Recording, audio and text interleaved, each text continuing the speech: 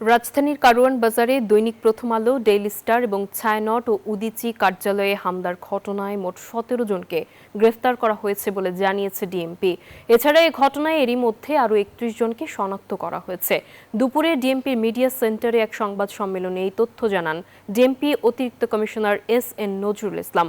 এ সময় তিনি জানান, panel code, cyber security, special security code, counter terrorism act এই ৪টি আইনে মামলা দায়ের করা হয়েছে।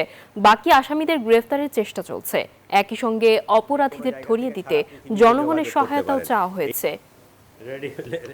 ভিডিও ফুটেজ দেখে তাদেরকে চিহ্নিত করার চেষ্টা করতেছি এবং অ্যারেস্টও করতেছি। আপনারা জানেন যে ১৭ জন আমাদের অ্যারেস্ট হয়েছে, আরও অ্যারেস্ট হবে, কারণ ওখানে অনেক লোকজন ছিল যারা সরাসরি এটার সাথে জড়িত। একটা ঘটনার প্রতিবাদ বা আউটব্রাস্ট করা এটা একটা আলাদা জিনিস, কিন্তু এই ঘটনার আড়ালে আমি একটা অফিসে গিয়ে আগুন দিয়ে দিব, ভাঙচুর করব, ভ্যান্ডালিজম করব, এটা অনাকাঙ্ক্ষিত।